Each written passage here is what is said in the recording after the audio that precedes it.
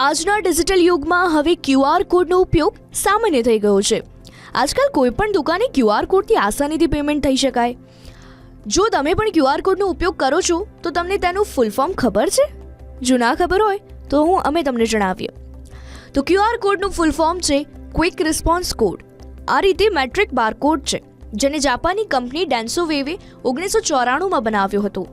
આ એક machine readable label હોય છે જેને કમ્પ્યુટર આસાનીથી સમજી શકે છે. તમને ક્યુઆર કોડમાં બારકોડની જેમ ઊભી લાઈન નહીં, પરંતુ ઘણા બધા સ્ક્વેર્સ અથવા તો ડોટ્સ જોવા મળશે.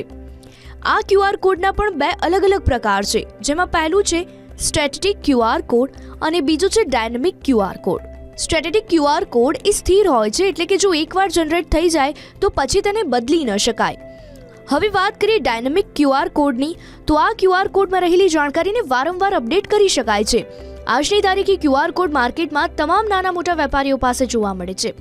ઘણા લોકો ક્યુઆર મારફતે જ ડિજિટલ પેમેન્ટ કરે છે.